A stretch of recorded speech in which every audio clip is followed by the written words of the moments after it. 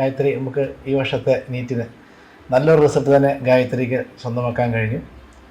ഇപ്പം ഇത്രയും ഈ ഒരു നല്ല റിസൾട്ട് കിട്ടിക്കഴിഞ്ഞപ്പോൾ ഗായത്രി വളരെ സന്തോഷപ്രദമായിട്ടിരിക്കുന്നു.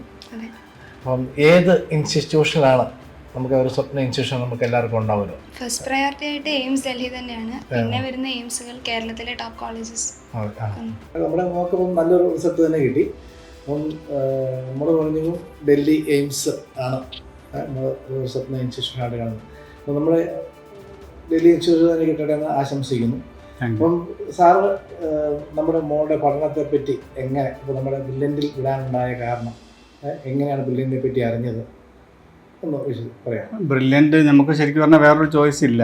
കാരണം നമ്മൾ എൻട്രൻസ് എക്സാമിന് വേണ്ടിയിട്ട് എവിടെയെങ്കിലും വിടണമെന്ന് നമ്മൾ ആലോചിക്കുമ്പോൾ തന്നെ ബ്രില്യൻ്റാണ് നമ്മുടെ മനസ്സിൽ വന്നിട്ടുള്ളത്. പിന്നെ നമ്മുടെ സുഹൃത്തുക്കൾ, ബന്ധുക്കൾ അവരൊക്കെ തന്നെ ബ്രില്യൻ്റാണ് ഏറ്റവും നല്ല ചോയ്സ് എന്ന് പറഞ്ഞു. അത് 100% ശരിയായിരുന്നു എന്നുള്ളതാണ് നമുക്കിപ്പോൾ മനസ്സിലാവുന്നത്. തീർച്ചയായിട്ടും നമുക്ക് നമ്മുടെ ബ്രില്യൻറ്റിൽ ധാരാളം മോഡൽ എക്സാമുകൾ നമുക്ക് നടത്തി. അപ്പം നമുക്കറിയാം നമ്മുടെ മോഡൽ എക്സാമുകൾ പല പേരൻസും പറയുന്നൊരു കാര്യമില്ല, നമ്മുടെ മോഡൽ എക്സാം ഭയങ്കര ടഫായിരുന്നു എന്നൊക്കെ പറയാറുണ്ട്. പക്ഷേ നമ്മുടെ ഈ തവണത്തെ മോഡൽ എക്സാം നല്ല ടഫുള്ള ക്വസ്റ്റ്യൻസ് ധാരാളം ചോദിച്ചു. അപ്പോൾ നമുക്ക് അത് ഒത്തിരി ഉപകാരപ്രദമായിട്ട് നമുക്ക് തോന്നിയില്ലേ നീറ്റ് എക്സാം എന്ന് കഴിയുമ്പോൾ?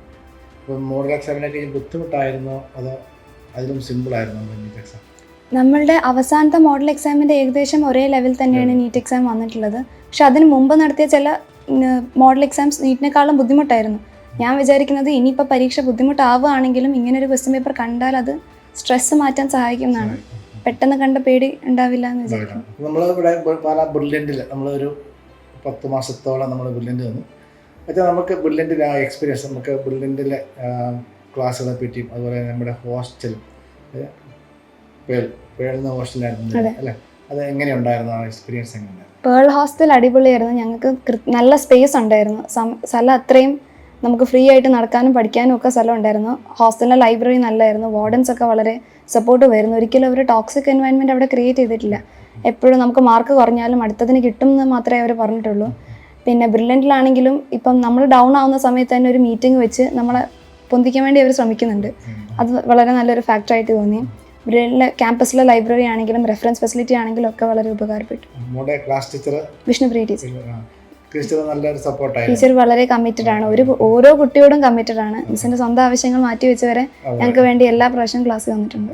എല്ലാവരുടെയും പ്രാർത്ഥന കൊണ്ടും ഒക്കെ ആയിരിക്കാം ഇത്രയും നല്ലൊരു റാങ്കും മാർക്കും ഒക്കെ കിട്ടാൻ നമുക്ക് സാധിച്ചത്. ഇനി തുടർന്ന് ഒരു MBS അഡ്മിഷൻ കിട്ടി നല്ലൊരു കോളേജിൽ പഠിക്കാനും അവിടെ നിന്ന് നല്ലൊരു MBS ഡിഗ്രി, നല്ലൊരു ഡിഗ്രി മേടിച്ച് അവിടെ നിന്ന് PGയും സമ്പാദിച്ച് നല്ലൊരു ഡോക്ടറായിട്ട് മാറാനും സാധിക്കട്ടെ എന്ന് ആശംസിക്കുന്നു. Thank you sir. എൻട്രൻസ് സംബന്ധമായ വാർത്തകളും അപ്ഡേഷനുകളും ഏറ്റവും വേഗം ആധികാരികമായി അറിയാൻ ബ്രില്യൻറ്റ് സ്റ്റഡി സെന്റർ പാല യൂട്യൂബ് ചാനൽ സബ്സ്ക്രൈബ് ചെയ്യുക. ബെൽ ഐക്കൺ അമർത്തുക. ഈ വീഡിയോ മറ്റ് സുഹൃത്തുക്കളിലേക്കും ഷെയർ ചെയ്ത് നൽകുക.